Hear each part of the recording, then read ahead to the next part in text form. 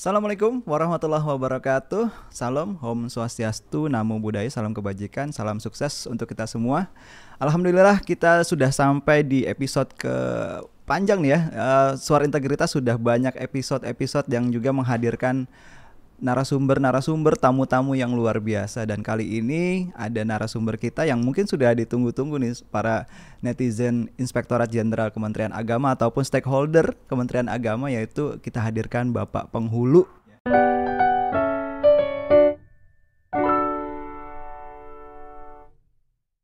Di sebelah saya sudah ada Bapak Syarif Hidayat. Siap. Assalamualaikum Pak Syarif. Waalaikumsalam warahmatullahi wabarakatuh. Sehat ya? Sehat alhamdulillah. Beliau ini adalah penghulu di KUA Setu ya Pak? Setu Tangerang Selatan, Banten. Oh ya, insya Allah. Kita datangkan langsung dari Tangerang Selatan ke Ijen. Iya, siap. Ya, jadi teman-teman banyak yang request nih Pak. Coba dong kita angkat teman-teman kita yang misalnya penghulu, guru ataupun penyuluh gitu Pak ya. Untuk hadir di podcastnya Inspektorat Jenderal Kementerian Agama untuk ya ngobrol-ngobrol lah terkait integritas, terkait apapun ya, terkait karena memang ujung tombaknya Kementerian Agama ada di beliau-beliau ini ya Pak ya. Betul. Ujung tombak Kementerian Agama, pelayanan terdepan. Okay. Garda terdepan. Oke, Pak Syarif, izin perkenalan dulu Pak sebentar Pak. Baik, bismillahirrahmanirrahim. Assalamualaikum warahmatullahi wabarakatuh. Saya Ahmad Syarif Hidayat, Kepala KUA dari Kecamatan Setu, Kota Tangerang Selatan. Hari ini saya alhamdulillah bisa hadir di sini. Terima kasih undangannya. Siap. Terima kasih kami hadir di sini karena kebetulan Tangerang Selatan nggak terlalu jauh juga. Insya Allah alhamdulillah memang ya luar biasa Tangerang Selatan, Kota Pamekaran dari Kabupaten Tangerang. Kemudian Kabupaten Tangerang itu pecah menjadi 3, ada Kota Tangerang dan ada Tangerang Selatan di Provinsi Banten. Insya Allah KUA Setu di Tangerang Selatan itu tempatnya persisnya dekat kampus IT atau kampus Unpam Pamulang atau kita sebut dengan Puspiptek atau sekarang berubah menjadi BRIN. Jadi wilayah KUA Kecamatan Setu itu banyak menjadi penelitian daripada BRIN. Dan itu wilayah agak sedikit sensitif karena ada jalur nuklir di situ. Oh ya. Jadi banyak daerah-daerah kosong. Oh gitu. Artinya kebun-kebun saja, danau-danau gitu. Memang area terbuka gitu ya. Area terbuka hijau, gitu ya. Ruang terbuka hijau itu memang diperuntukkan untuk BRIN itu. Karena banyak ya begitulah isunya macam-macam sampai radiasi dan lain sebagainya. Gitu. Ya.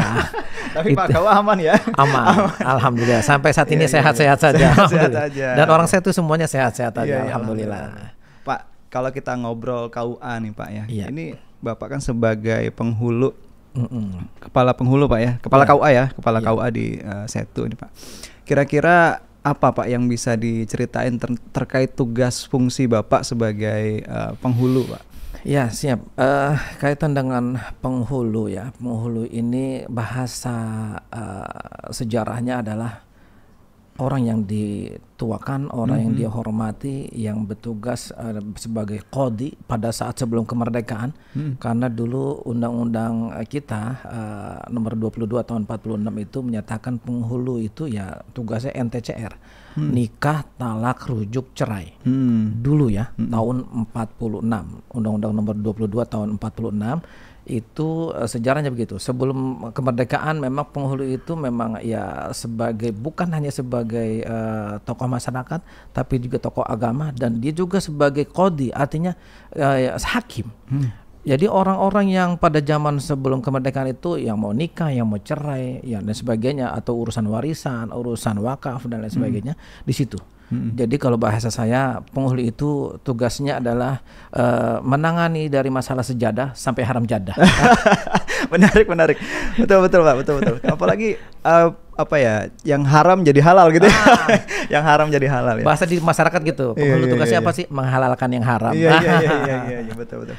Pak, ini kan banyak ya Pak teman-teman masyarakat gitu ya, terutama yang generasi Gen Z lah gitu. Itu kan menganggapnya kalau mau nikah itu gimana sih? Apa bayar berapa?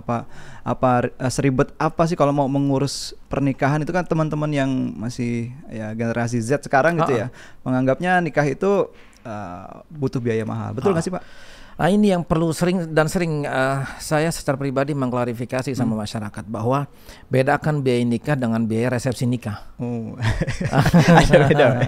Jadi biaya nikah itu ada dasar hukumnya, ada standarisasinya. Artinya bahwa dulu biaya nikah itu mulai 1.000, kemudian berkembang menjadi 30.000. Kebetulan saya diangkat jadi penghulu dari 2003.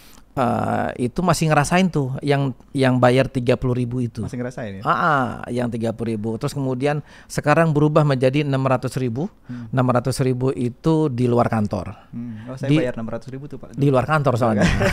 Dan di luar jam kerja. Kalau di kantor dan di hari jam kerja itu 0 rupiah. Artinya memang itu biaya nikah. Artinya biaya nikah itu memang bisa dikatakan gratis. Kalau mereka mau nikahnya di kantor. Tapi orang banyak persepsinya suka berlebihan ketika mempersamakan dengan resepsi pernikahan. Misalkan contoh lah seorang jomblowan, jomblowati. Ketika mereka ingin menikah, contohnya misalkan seperti itu. Mereka itu di masyarakatnya, hukum adatnya menyatakan kalau mau nikah, lu harus siap sekitar 50 jutaan. Dianggapnya itu bayar di KUA gitu. Padahal itu biaya segala-galanya. Dari mulai dia nikah, dari mulai dia pesan konsumsi, dia mulai make upnya dan lain sebagainya lah. Pokoknya itu kisaran standarisasinya mungkin sekitar itu. Tapi ketika bicara biaya pernikahan di KUA, saya katakan 600.000 itu udah dikunci. Udah dikunci 600.000 rupiah dan 0 rupiah di kantor. Jadi mereka sekarang itu nggak perlu bikin surat keterangan tidak mampu. Dulu masih tahun 30.000 itu masih perlu itu. Masih perlu surat keterangan tidak mampu meskipun cuma 30.000. Nah sekarang udah nggak perlu karena di kantor aja gratis. Gitu. Kadang-kadang sampai sekarang setelah terjadi perubahan 2014 itu setelah penjaminannya Pak SBY kan ada 600.000 rupiah itu dengan PP 48 tahun 2014 itu memang sudah jarang kami menerima surat keterangan tidak mampu. Kenapa tidak menerima? Karena uang gratis kok. Iya betul. Nikah aja di kantor. Nggak ada alasan mereka tidak sanggup untuk menikah karena gratis gitu. Dan ini generasi Z sekarang ini sudah tahu itu. Nikah gratis kok sekarang. Nikah gratis kok gitu. Kalau nikah di rumah 600.000 rupiah itu kan udah clear. Artinya masyarakat sudah sangat paham. Cuman memang ketika harus dibenturkan biaya pekah pengurusan pernikahan keseluruhan, nah biaya resepsi nikahnya, itu menjadi bukan mahal. Bisa dibedakan ya antara ini biaya resepsi dengan biaya pernikahannya sendiri ya. Karena yang diurus oleh negara dalam hal ini adalah KUA itu 0 rupiah kalau di kantor di jam kerja.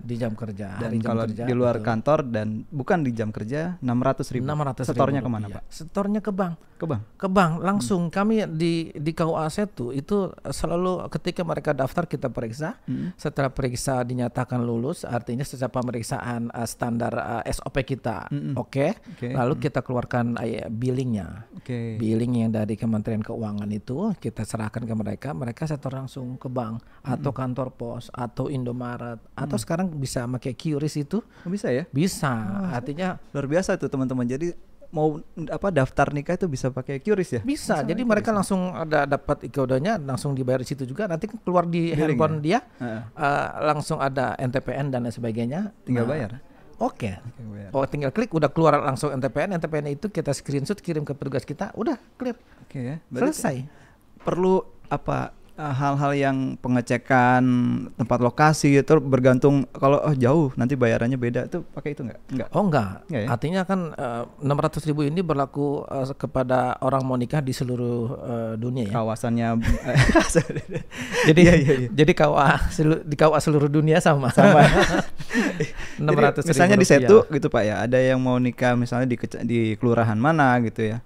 Kalau kelurahannya dekat ataupun jauh tetap sama aja kan? Sama ya. Makanya itu perbedaannya ketika mereka ngurus perceraian di pengadilan agama. Pengadilan agama itu melihat jarak. Surat panggilan itu ada kategori yang dekat, yang menengah, yang jauh. Nah itu semakin jauh semakin mahal biayanya kalau di pengadilan agama. Tapi di KUA mau jauh mau deket sama ya. Luar biasa ya. Jauh dekat 600.000 rupiah. Itu kalau mereka pernikahannya di luar kantor. Tapi kalau mereka mau datang ke kantor 0 rupiah. Yang penting kan di hari kerja dan jam kerja begitu aja. Itu insya Allah. Jadi teman-teman, sobat netizen Inspektorat Jenderal Kementerian Agama, kalau mau nikah itu sebetulnya murah ya Pak ya? Murah ya Pak ya. Yang penting ada syarat sahnya Pak ya. Kalau bahasa orang dulu tuh, kalau orang Betawi bilang nikah modal celana kolor aja katanya. Itu udah bisa ya? Itu berlaku. Udah bisa berlaku ya? Artinya memang Rupiah kok, memang mereka silakan aja. Ya tinggal bawa persyaratan yang dari kelurahan, KTP-nya dan sebagainya. Ya datang, pemeriksaan selesai, ya sudah. Kalau di kantor kan nggak ada pembayaran apa-apa, gratis, Rupiah. Silakan aja. Apalagi sekarang kantor KUA bagus-bagus. Bagus-bagus, ada revitalisasi KUA itu. Nah, ruangannya sudah ini ya Pak. Ruangannya disulap ya? Seperti apa ya? Bahkan mereka ada yang mengatakan mendingan nikah di KUA ya, bagus backgroundnya. Iya, itu boleh disewa Pak, boleh disewa atau gimana? Kalau misalnya saya datang nih di hari kerja kan pengen Rp0 gitu ya ceritanya, pengen paket hemat ya enggak? Terus kemudian bawa keluarga gitu ya, itu bolehkah kita ada acara situ? Banyak yang terjadi Bisa seperti ya? itu. Artinya mereka datang minta izin, Pak, kami mungkin nanti setelah nikah ada bawa makanan untuk selamatan, untuk tasyakuran. Jawaban kita silakan saja, selama tidak ada pernikahan setelah dia. Oh gitu ya, selama jam belakangnya kosong. Artinya jam belakangnya kosong nih. Misalkan dia nikah jam 8, tidak ada pernikahan yang jam 9 atau jam 10. Artinya mereka bisa manfaatkan ruangan itu untuk ya bahasanya tasyakuran, selamatan, terus kemudian makan-makan. Dan keuntungan bagi kami KUA itu mereka memahami, akhirnya kita juga dikasih makan. Iya. Ya kan mereka kan tasyakuran, mereka makan-makan di aula kita. Ya, betul, kadang ya kita berbagi kebahagiaan. Betul. Kita prinsipnya silakan saja. Ini kan fasilitas umum punya negara yang bisa dimanfaatkan oleh masyarakat gitu. Ya Pak, ini kan di inspektorat nih Pak, karena kita ranahnya pengawasan. Ini ada aja Pak yang kadang komen di kita ataupun aduan masyarakat gitu ya. Ternyata saya ya katakanlah oknum oknum, saya di KUA ini diminta ini lebih dari 600 tadi gitu ya. Nah, kalau nggak salah kan Bapak ini sebagai sekretaris APRI ya Pak ya? APRI itu Asosiasi Penghulu Republik Indonesia. Menanggapi hal itu gimana Pak? Inilah yang kemudian kami dalam Munas APRI, Asosiasi Penghulu Republik Indonesia yang baru kemarin kita laksanakan di bulan Mei kemarin, kita itu sudah sepakat dengan Pak Dirjen Bima Salam, Pak Direktur Bina KUA, bahwa tahun ini adalah pencanangan Tahun Integritas Penghulu. Integritas penghulu yang kita sudah gaungkan dan kita sudah tanda tangani secara perwakilan dengan Ketua APRI Wilayah Provinsi se-Indonesia.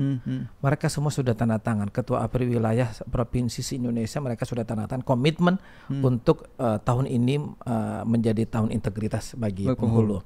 Nah, di wilayah atau di lapangan itu kadang-kadang kan suka berkembang ya oknum-oknum yang sesungguhnya bukan dari KUA sesungguhnya ya. Gitu. Misalkan dari pihak RT, dari pihak kelurahan, dari pihak Amil. Yang itu deh apa maksudnya oknum juga ya? Iya, mereka yang ngurus-ngurusin lah bahasanya gitu. Sampai-sampai ada Amil yang menyatakan ketika ada pengantin yang daftar langsung ke KUA, biarin ntar gua mandiin.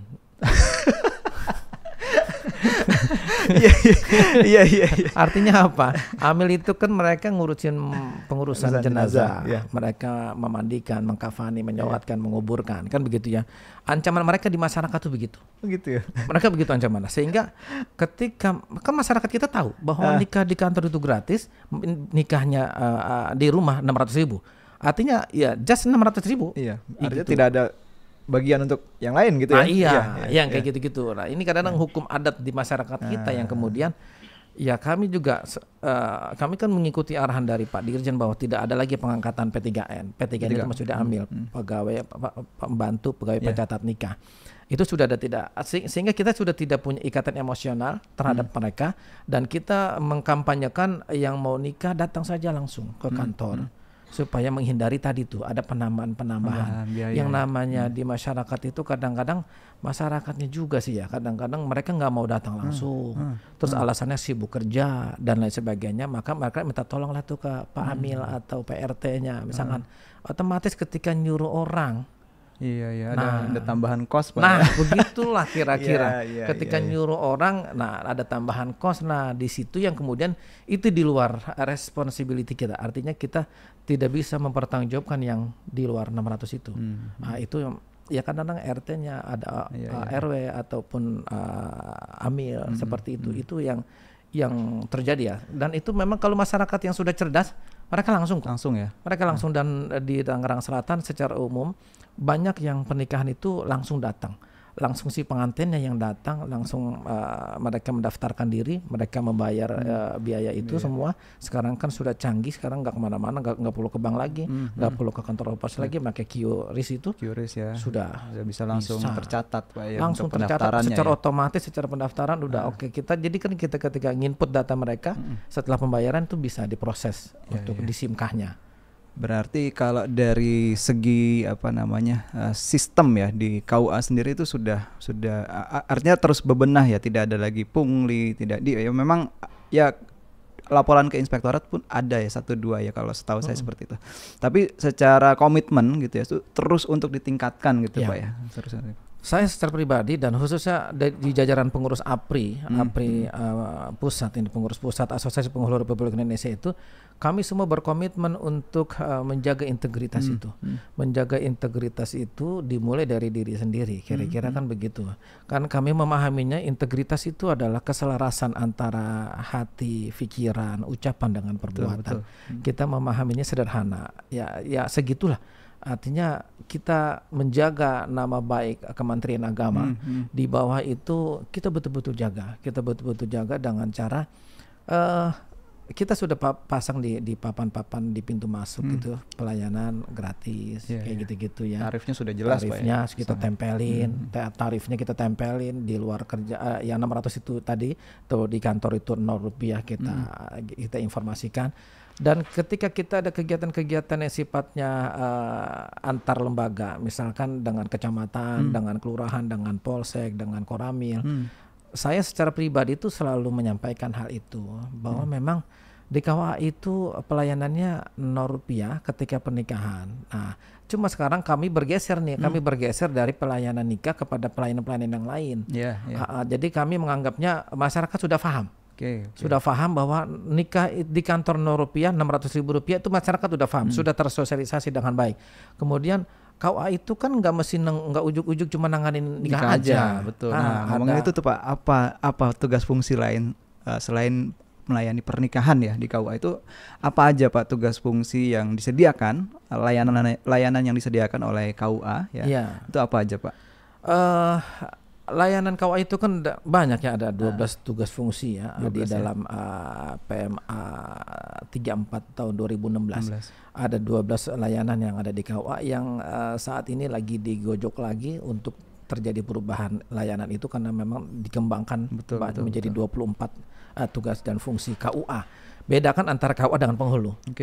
Jadi KUA secara lembaga, maka kalau penghulu memang nanganin pernikahan, pernikahan bla bla bla, dan kaitan dengan masalah rumah tangga itu masih di tanganan penghulu. Tapi ke KUA secara general, KUA itu tugas fungsinya memang banyak sekali. Tadi dari mulai pernikahan, dari masalah kewarisan, ada konflik warisan, mereka sebelum ke pengadilan agama, mereka datang ke KUA, konsultasi. Ketika bisa diselesaikan di KUA, mereka selesai. Nggak perlu ada konflik-konflik yang berkepanjangan ke pengadilan agama. Terus masalah wakaf, wakaf itu yang peran penting dan sentral di KUA itu. Bagaimana kemudian ketika saya secara pribadi menikahkan, misalkan mencatat pernikahan di masjid A atau di musola B, saya tuh selalu bertanya dengan pengurus masjidnya, ini masjid sudah diwakafin atau belum? Tanya dulu ya. Kayak gitu. Jadi ada obrolan-obrolan di luar pernikahan. Jadi mereka memahami itu ketika saya datang. Awas loh kalau Pak Sarip yang datang ditanya wakafnya, ditanya begitu. Jadi kalau ada masjid atau musola belum diwakafin, kita dorong, ayo segera diwakafin. Sekolah, madrasah, majelis taklim dan lain sebagainya, kita dorong untuk diwakafkan. Itu masalah wakaf, warisan, termasuk bengkel Sakinah. Bengkel Sakinah itu kita punya bengkel yang mengelola tentang rumah tangga. Kita bungkus dengan kalimat bengkel Sakinah. Itu di KUA Bapak aja atau semua KUA punya? Sekarang sudah hampir, karena memang bengkel Sakinah ini kita sosialisasikan di APRI itu, Asosiasi Penghulu Republik Indonesia, dan itu sudah mulai mengadop dari KUA lain. Mereka membuat ruangan konsultasi, dikasih namanya judulnya bengkel Sakinah. Apa tuh Pak yang dilakukan bengkel Sakinah itu? Mereparasi. Reparasi apa nih? Pasangan ya? Iya. Bongkar pasang apa Iya. gimana? Bukan ya? Reparasi, Iya, iya, iya. ya, servis dan lain sebagainya, perawatan berkala. Kan bahasanya gitu. Jadi reparasi pernikahan artinya mereka-mereka yang ada konflik, permasalahan Iya, rumah iya, tangga iya. suami istri, Iya. ayah dengan anak. Itu sekarang banyak. Artinya tidak hanya mereka masalah suami istri, tapi antara orang tua dengan anak aja sekarang banyak bermasalah. Oh gitu. Iya, Jadi kita bisa konsultasi sebagai Nah, gitu di kita situ konsultasi ya. di KUA. Jadi kita libatkan konsultasi itu selain penghulu, kita libatkan juga penyuluh. Oke. Penyuluh oke, agama. oke. Penyuluh agama juga ketika mereka turun ke lapangan, ke majelis taklim dan lain sebagainya, mensosialisasikan bahwa kalau ada apa-apa jangan sungkan-sungkan datang ke KUA. Konsultasi monggo silakan konsultasi Dilayani di ya? KUA. Itu dilayani ya di KUA? Dilayani, ya? dilayani. Oke. Itu kan pelayanan kita. Oke. Pelayanan konsultasi rumah tangga, konsultasi warisan, konsultasi semuanya lah. Itu yang saya bilang tadi, KUA itu dari sejadah sampai haram jadah. Kadang-kadang ketika misalkan Pol PP merazia ada perbuatan-perbuatan atau penyakit masyarakat. Penyakit masyarakat itu kan KUA pasti dilibatin. Oh, oke. Pasti oke. dilibatin. Contoh di Setu kemarin baru saja ada penertiban lah begitu, ada penertiban. Ada ternyata ada indikasi warung remang-remang. Oh, Tapi dia ngumpet di tengah-tengah hutan. Di tengah-tengah hutan. Dan terbaca akhirnya ya kita dari KUA datang dan memberikan penyuluhan-penyuluhan dan lain sebagainya. Bahkan ketika saya pernah menikahkan di daerah itu, masuk ke situ, mereka menyatakan ini Pak, mereka ini mungkin jodohnya kali ya begitu. Memang tadinya perempuan itu ya begitulah kira-kiranya. Tapi ketika mereka memutuskan menikah kan kita junjung tinggi ya. Iya, Meskipun betul. ketika pernikahan itu kadang saya agak risih ketika pengantinnya pada pakai tato gitu ya. Kadang pengantin lakinya tatoan semua. Aduh kata cuma matanya aja yang nggak kelihatan. Iya. Iya. Dan Tapi kadang tetap gitu kita, dilayani, Pak, ya. aduh ya bagaimana kita memberikan pemahaman, lalu kita jelasin bagaimana bersuci, dampak daripada tatonya itu, bagaimana ya, yang akhirnya kan kita banyak pemakluman. Jadi sekaligus dikasih Ya ini kita ya. kasih mereka pemahaman terhadap bagaimana bersuci itu, toharoh kita, ketika orang bertato itu gimana ya. Meskipun harus ada upaya bagi mereka untuk menghilangkan tato itu, ada upaya. Jadi nggak ujuk-ujuk tobat terus kemudian dia sholat, dia puasa dan sebagainya. Tapi upaya untuk menghilangkan tatonya ini seperti apa? Nah gitu dari mulai yang gratisan sampai yang mahal kita kasih tahu.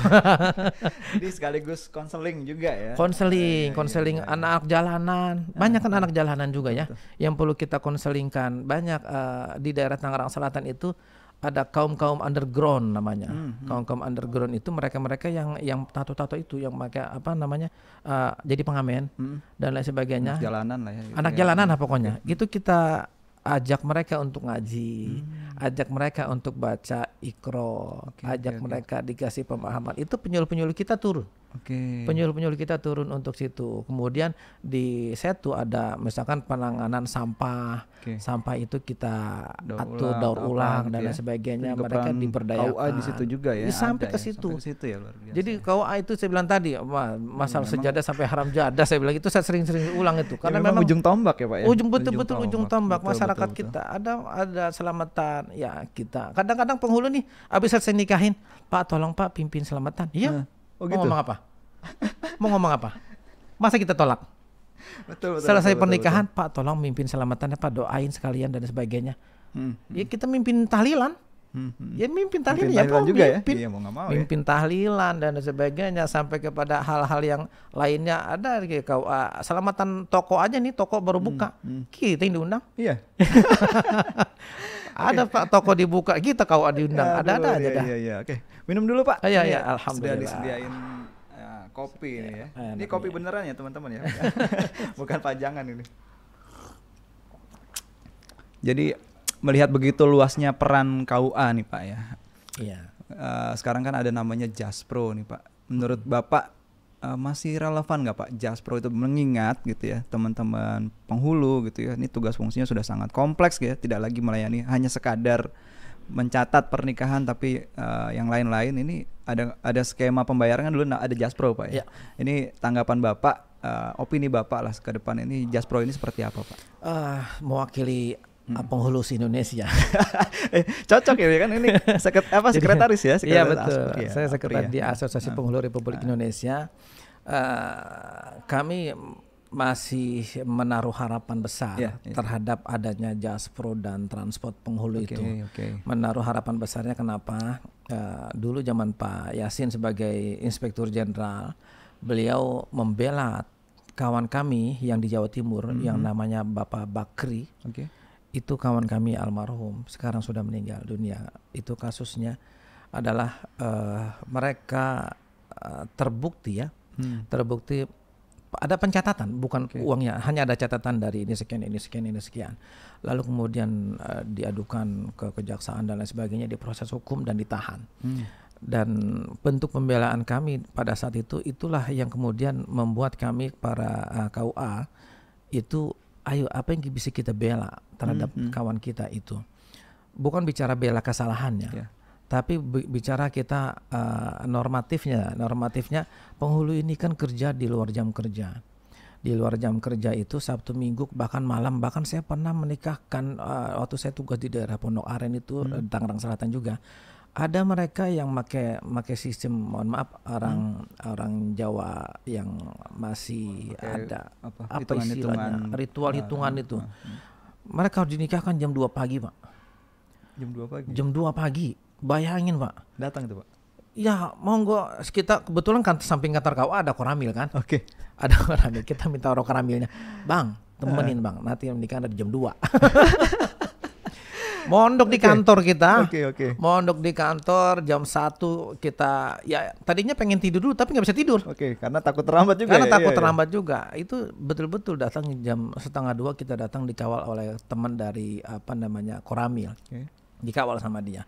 Artinya yang kayak gitu salah satu contoh. Ketika saya dulu tugas di daerah Teluk Naga juga ada pernikahan malam-malam jam 9 malam di daerah Tangerang pinggiran laut gitu ya, daerah Tanjung Pasir sana. Ya mau nggak mau kita pulang jam 4 itu nggak pulang-pulang. Nggak pulang-pulang, kita nungguin sampai jam 9 malam. Terus masalahnya pada saat itu, saya tahun 2005 pada saat itu, saya daerah Tangerang Selatan, Tangerang pinggiran sana itu kan masih belum beton seperti jalan sekarang, masih jalannya rusak. Akhirnya kita mau pulang takut, nginep lagi. Wah, balik lagi ke kantor. Artinya gitu ya. Itu yang perjuangan lah ya. Perjuangan yang seperti itu. Kemudian banyak sekarang ditampilkan teman-teman penghulu Indonesia. Mereka kirim tuh video ke kami di Asosiasi Penghulu Republik Indonesia Pusat. Rintangan mereka naik kelotok, naik perahu, naik apa macam-macam ya. Mereka harus ketika menikahkan ke daerah pegunungan ini, mereka tuh nggak bisa langsung pulang. Betul. Dia nginepnya bukan di kantor, tapi nginep di rumah orang. Itu di rumah orang. Nginep di tempat yang dia layani itu, mungkin di rumah Pak RT-nya lah, atau di rumah Pak RW-nya, atau rumah ustadznya. Kembali lagi berisiko, Pak ya. Pulang lagi berisiko. Dia nunggu besok pagi kan, nunggu besok pagi dia baru pulang. Itu yang bisa difahami. Contohnya kawan saya di Lebak sana juga begitu sama. Daerah-daerah naik gunung, turun gunung, masuk sawah, terus kemudian motornya jatuh dan sebagainya, melicin ya karena tanah-tanah merah seperti itu. Ini yang perlu kami berharap apresiasi terhadap penghulu ini tetap dilanjutkan untuk Jaspro dan transportasi itu. Kenapa? Kalau dulu selalu kami dibilangnya begini, kan dulu belum ada tukin Pak, dulu belum ada tukin. Pada saat Jaspro diberlakukan itu belum ada tukin, memang betul. Oke, kita deal. Sekarang kita bertanya balik, tukin itu berlaku untuk penghulu atau seluruhnya? Kan seluruh pegawai. Semua pegawai dari guru, semuanya dosen, semuanya artinya dapat semua tukin. Artinya yang membedakan penghulu itu kan mereka kan kerja di luar jam dinas Pak. Maka usulannya adalah teman-teman dari bawah itu, kalau memang Jaspro Tran, kami nyebutnya gitu, Jaspro jasa profesi dan transportasi itu kemudian mau dihapuskan, kami mengusulkan bagaimana kalau pernikahan dikantorkan saja semua kayak di pengadilan agama. Kan gitu ya. Pengadilan agama itu orang mau cerai di rumah bagaimana kayak? Harus datang ke kantor. Harus datang ke kantor. Perceraian adalah di meja pengadilan. Selesai. Nanti bisa kan kita bisa bikin regulasi seperti itu kan? Pernikahan hanya bisa dilaksanakan dan hanya bisa dicatat di kantor usaha agama, kan gitu. Jadi kita menurut Bapak ini masih relevan Pak ya, masih relevan ya, mengingat kalau kami memahaminya Karena tugas kami itu yang tidak kenal waktu itu, yang menurut kami masih relevan. Adanya Diaspora dan transportasi itu sangat relevan. Ya bayangin saja, misalkan antar pulau mereka harus naik perahu ya, bayar perahunya aja berapa? Betul. Bisa jadi mereka kos untuk ke sana itu jauh lebih tinggi daripada 600.000. Teman saya yang di daerah Sulawesi bilang mereka kosnya sampai 1.200.000, sampai 1.400.000. Saya pernah ke Mamuju, itu ada bahkan yang wilayah N-nya dia itu lebih dekat ke Kalimantan daripada ke Sulawesi. Iya, jadi itu juga termasuk yang tipologi D ya. Itu beliau itu sampai harus menginap dua malam kalau nggak salah, sampai nunggu jadwal kembali kapalnya. Iya, begitulah kira-kira. Makanya kemudian kami masih beranggapan bahwa Diaspora dan transportasi ini masih sangat relevan. Kebetulan PP-nya kan masih berlaku. Artinya PP 48 itu masih berlaku dan sangat relevan, sehingga kami berharap jangan ya kadang-kadang pimpinan kita kami samina wa ta'na lah dengan pimpinan kami di Kementerian Agama, di Inspektorat Jenderal atau di Bimas Islam atau ya pokoknya pimpinan-pimpinan kami semua sampai kepada Gusmen, kami sepakat dan kami samina wa ta'na. Apapun keputusan pimpinan kami sepakat, tapi kalau boleh kami mengusulkan Diaspora dan transportasi ini jangan dihapuskan, karena itulah pembedaan dan itulah upah bahasanya gitu ya, upah terhadap kerja yang di luar jam kerja. Dengan catatan integritasnya harus tetap dikawal Pak ya. Gitu, integritas itu yang kami dari Asosiasi Penghulu Republik Indonesia ini betul-betul menggaungkan itu. Ayo kita berintegritas tinggi, ayo deh jangan ada lagi pada nakal. Kita tuh internal kami, internal di APRI itu di wilayah-wilayah, tolong dong pengurus APRI dari mulai pusat sampai wilayah sampai cabang itu tolong dong jangan pada nakal. Sepakat. Kalau nakal kita juga. Iya benar. Yang jadi kena sasaran begitu kan. Apalagi saya nih di pengurus pusat sering ditanyain kan, kenapa begini? Ada yang penghulu bilang, aduh pimpinan kita zolim banget sama kita. Iya. Karena apa? Jasa Pro-Trans masih belum dibayarkan, yang tunggakan itu kan. Udah kita selalu menenangkan. Pimpinan kita sedang mengusahakan untuk pembayaran jasa dan transportasi. Wah banyak. Kemarin ada lagi yang hangat-hangat hasil review mengurangi jumlah penerimaan, dan jumlahnya signifikan, jutaan-jutaan gitulah kira-kira gitu ya. Lalu mereka bertanya, kalau memang itu dianggap tidak sah pencatatannya, maka berarti dibatalkan saja buku nikahnya. Iya. Artinya karena dianggap tidak sah, karena tidak dibayarkan gitu. Iya, karena memang di beberapa hasil pengawasan gitu ya Pak. Saya juga kebetulan pernah juga ikut tugas seperti itu. Memang ada yang mungkin lupa karena apa namanya bertugas itu, ya kan bertugas itu sering bermasalah di situ. Iya, bertugas itu waktunya juga padat, akhirnya untuk pelaporannya sedikit tercecer mungkin seperti itu Pak ya. Itu kami akui itu. Kami akui bahwa ternyata di antara anggota kami para penghulu ini lalai terhadap administrasi, lalai terhadap foto, lalai terhadap surat tugas. Iya, itu mungkin perlu jadi bahan catatan dan perbaikan ya Pak. Tapi kami sudah sampaikan kalau yang begitu-begitu akui sajalah, gitu. Udahlah, udah kita akui saja.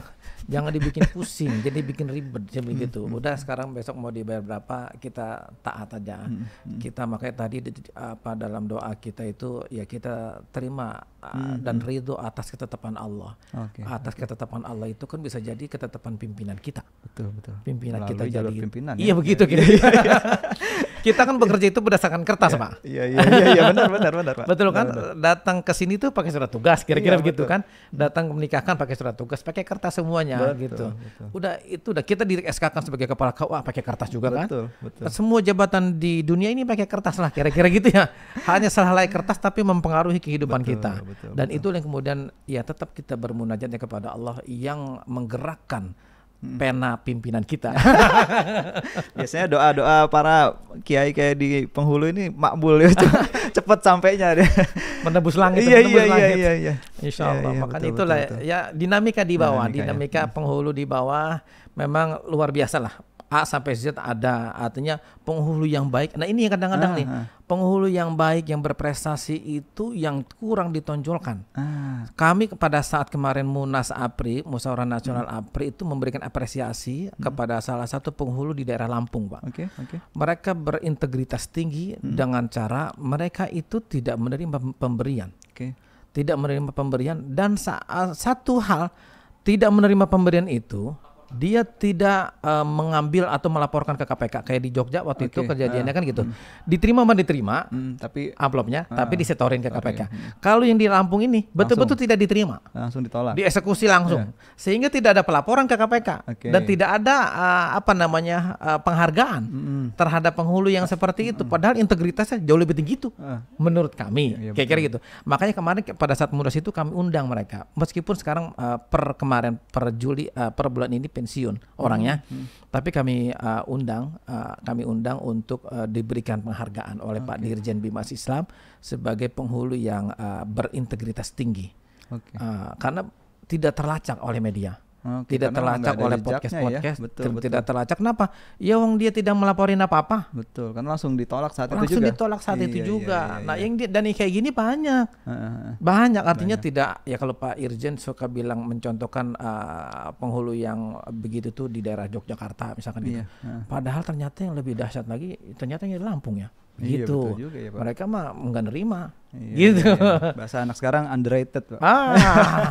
Underrated. Ya. Jadi mereka tidak tercatat, makanya jadi begitulah. Betul. Jadi kawan-kawan semua, netizen Inspektorat Jenderal kalau memang mau memberikan apresiasi kepada Bapak penghulu yang sudah membantu untuk mencatat itu cukup terima kasih saja juga cukup, Pak ya. Cukup terima kasih. Ya, cukup terima kasih, tidak perlu memberikan uang, oleh-oleh atau segala macam itu sebetulnya melanggar ya Pak ya, melanggar integritas ya kalau karena memang ditugasinya sudah full di cover oleh pembiayaan oleh negara, jadi memang tidak ada lagi biaya-biaya tambahan. Tidak ada biaya-biaya tambahan. Baik itu sebelum ataupun sesudah melakukan tugasnya. Iya itu. Jadi insya Allah mudah-mudahan integritas ini bisa kami pertahankan, kami jaga. Meskipun dengan telatnya Jaspro ini agak ngeri-ngeri, agak ngeri-ngeri. Saya sudah sampaikan hal itu kepada pimpinan, Pak Direktur, Pak Dir, ini telatnya pembayaran Jaspro ini mungkin sedikit ya, sedikit agak integritasnya terganggu gitu, tergoncang. Contohnya misalkan ada penerimaan atau masukin anak sekolah, anaknya kuliah dan lain sebagainya. Mereka itu kan teman-teman kami di bawah itu sampai jual motor, sampai jual mobilnya. Dia bilang ya kami nggak ada uang untuk melanjutkan biaya sekolah anak-anak kami gitu. Kita kadang miris ya ampun. Diasporanya nggak cair-cair nih, udah setahun begitu kan. Pas kita lacak pada saat itu melalui forum APRI, bahkan ada yang di tahun 2019 belum terbayarkan. Iya benar. Artinya gitu, artinya nggak hanya 2023, 2022, 2021 sampai 2019 paling lamanya itu, artinya memang nggak signifikan jumlahnya. Betul. Tapi itu ya tetap saja sangat mereka harapkan, sangat kami harapkan. Jadi mereka dengan kami ini, saya kalau yang ngomong sebagai penghulu juga sama-sama mengharapkan. Ya, mudah-mudahan setelah podcast ini kita bisa percepat Pak ya. Artinya memang nanti setelah direview hasil dari inspektorat dan itu hasilnya sudah firm, nanti kita bisa dorong untuk segera dicairkan Pak ya. Amin, itu yang diharapkan itu. Mudah-mudahan teman-teman kami yang di daerah itu yang jual mobilnya bisa beli lagi. Amin. Mudah-mudahan. Lebih bagus ya. Kadang-kadang ketika ditunda setahun itu kelihatannya besar. Kelihatannya tapi besar. kan untuk bayar yang lain nanti. Tapi ya. kan itu kelihatan besar itu udah ada pos-posnya. Iya benar. Sudah ada pos-posnya masing-masing gitu kira-kira ya. Oke. Pak, ini kalau tadi sudah menyinggung tentang pelaporan ke KPK, ini memang ada penghulu yang rajin gitu ya, lapor penerimaan gratifikasi ke KPK dan itu tercatat oleh APRI ya, itu ada nggak Pak yang seperti itu?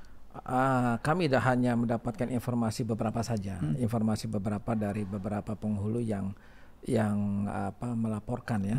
Memang rata-rata banyak di daerah Yogyakarta ya. Yogyakarta itu kita bisa melihat itu, tapi ternyata ketika kita konfirmasi ke pengurus-pengurus wilayah APRI se-Indonesia, ternyata banyak juga yang mereka tidak melaporkan, tapi mereka sudah tolak duluan. Okay. Nah yang kayak gitu tuh ternyata banyak juga, banyak yang terjadi di wilayah. Dan satu hal yang kadang-kadang mereka meyakini ya, penghulu-penghulu yang menolak secara langsung, bukan menerima kemudian dilaporkan, tapi menolak secara langsung di bawah itu. Rata-rata mereka punya penghasilan sampingan. Rata-rata mereka punya penghasilan tambahan, mereka sebagai ustadz, sebagai kiai, sebagai punya PT juga mereka, punya PT pimpinan tahlil. Kira, iya pimpinan tahlil. Oke. Artinya mereka fungsinya di masyarakat itu selain hanya tugas di KUA itu, mereka punya fungsi-fungsi ke masyarakat yang luar biasa dan mereka memahaminya. Yang halal itu misalkan ya dari ceramah dia, dari dia berusaha, dia punya bisnis. Ada yang penghulu-penghulu itu punya bisnis sampingan, misalkan ngelola warung, bikin warung dan sebagainya. Jadi mereka-mereka yang tidak menerima langsung itu rata-rata punya penghasilan lain. Punya penghasilan lain yang tidak hanya mengharapkan PNBP, tidak hanya mengharapkan uang kerahiman, uang bahasa kita itu kadang-kadang uang kerahiman, uang kasih sayang dari pengantin. Meskipun dianggap tetap saja gratifikasi karena jabatannya kan gitu ya. Nah, mereka-mereka yang tidak mengharapkan itu rata-rata punya penghasilan di luar, punya penghasilan tambahan di luar, baik istrinya atau siapanya atau dia sendiri punya penghasilan sendiri yang mereka kelola. Mereka kelola secara pribadi, secara mandiri. Nah, rata-rata begitu sehingga mereka secara ekonomi aman. Ya, sudah lebih aman lah ya. Aman artinya secara kita maksud secara aman itu jadi ketika mereka nolak itu karena memang mereka sudah punya penghasilan. Gak banyak pertimbangan tolak ya. Tolak aja langsung. Begitu. Mereka tuh rata-rata punya penghasilan lain. Nah itu yang kemudian yang kita analisa. Oh iya. Kalau mereka yang tidak punya penghasilan ini rada-rada susah banget. Meskipun kami mengakui ya, kami sudah sepakat tuh sering digaungkan. Semua pemberian itu pasti karena jabatan. Betul. Dan termasuk unsur gratifikasi. Maka kemudian kita kadang bercandaan kita. Yang penting jangan pernah minta. Minta jangan. Minta atau nyerempet minta. Apa bahasa nyerempet minta tuh? Nyerempet minta. Nyindir gitu ya. Nyindir. Itu yang kita gaungkan terus. Jangan pernah itu kalau seandainya itu terjadi nggak ada ampun dah. Itu pimpinan kita di Inspektorat Jenderal pasti langsung lacak itu. Iya, benar. 50.000, 100.000, meskipun nilainya nggak seberapa gitu. Kadang-kadang ada yang ngasih 10.000. Ada juga yang ngasih 10.000, 15.000 gitu. Ada juga yang mungkin nggak ngerti lah. Ya pokoknya penerimaan itu kan yang nggak jelas kayak gitu tuh. Ya artinya memang segala bentuk gratifikasi yang terkait dengan jabatan, apalagi udah pelayanan masyarakat terkait nikah Pak ya, itu kan memang rentan juga ya. Artinya ya mungkin yang dilaporkan ada, tapi yang tidak dilaporkan mungkin juga ada. Tapi ya dari sikap pribadi teman-teman penghulu sudah sepakat bahwa itu memang harus ditolak ataupun nanti diterima tapi dilaporkan gitu ya. Yang kami meyakini adalah rezeki itu nggak pernah tertukar. Kami meyakini bahwa rezeki itu tidak pernah tertukar dan rezeki itu pasti ada. Yang penting wa may yattaqillaha yaj'al lahu makhraja wa yarzuqhu min haitsu la yahtasib. Dari rezeki yang tidak pernah diduga itu yang kita harapin kadang-kadang. Ada kegiatan-kegiatan ekstra, ada kegiatan tiba-tiba nih saya sebagai kepala KUA jadi narasumber di kegiatan kecamatan, disuruh memberikan tausiah di kegiatan lingkungan atau di kegiatan puskesmas kita disuruh memberikan materi juga dan sebagainya, dan itu formal, legal, nggak ada masalah selama diketahui oleh pimpinan kita sama atasan kita. Pak, saya diundang begini-begini, kita kasih informasi, dibuatkan surat tugas oleh pimpinan kita, legal kan? Legal, alhamdulillah. Rezeki mah dari mana aja. Dari mana aja, betul. Gitu. Oke, Pak, saya minta statement nih kepada pemirsa semua, netizen Inspektorat Jenderal Kementerian Agama, apa yang kira-kira bisa Bapak sampaikan, baik itu tentang pelayanan ataupun tarif ataupun sebagainya, silakan Pak. Baik, dari sisi KUA dan juga dari sisi kepenghuluan kami berupaya semaksimal mungkin untuk memiliki integritas yang tinggi di setiap pegawai yang ada di KUA. Kami menanamkan hal itu terus menerus. Kita setiap briefing ke pegawai kita selalu sampaikan bagaimana upaya kita menselaraskan antara hati kita, pikiran kita, ucapan kita dengan tingkah laku kita. Kita selaraskan itu sebagai bentuk integritas kita terhadap Kementerian Agama. Dan kita semua cinta terhadap Kementerian Agama dan kita semua sangat sayang dengan Kementerian Agama dengan cara menjaga komitmen integritas itu. Adapun apabila ditemukan ada aduan-aduan masyarakat tentang KUA khususnya ataupun penghulu, itu ya kami meminta maaf apabila kami tidak bisa menjamin semua manusia atau semua penghulu, semua pegawai KUA itu untuk berbuat sesuai dengan apa yang kita inginkan dengan berintegritas tinggi. Tapi prinsipnya kami berharap juga dukungan dari pimpinan untuk sama-sama menjaga integritas ini. Artinya adalah tadi yang kami harapkan apabila ada jasa transportasi itu mohon dengan sangat untuk tidak dihapuskan. Karena itu memang menjadi kebutuhan dan itu yang menjadi pembeda antara penghulu dengan yang lainnya, karena memang tugas kita di lapangan itu yang sangat luar biasa dan itu beresiko tinggi terhadap kecelakaan, terhadap kematian dan lain sebagainya. Dan ini yang resiko tinggi seperti ini mohon untuk juga dipertimbangkan untuk menjaga dan tetap memberikan jasa transportasi kepada penghulu. Dan kegiatan kepenyuluhan di KUA juga sudah sangat luar biasa. Kita turun masif ke lapangan untuk menjaga pemahaman masyarakat terhadap agama, pemahaman masyarakat terhadap toleransi beragama dan lain sebagainya. Kita tahu sendiri Gusman, kita menjaga betul itu toleransi beragama, kita jaga betul-betul untuk semuanya kondusif dan KUA itu garda terdepan Kementerian Agama. Kami siap turun kapanpun dan dimanapun kami siap turun.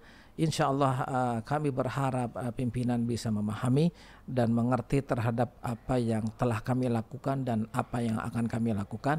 Dan insya Allah dengan bersama-sama, dengan saling mendoakan tentunya, kita akan mewujudkan Kementerian Agama yang bersih dan memiliki integritas tinggi.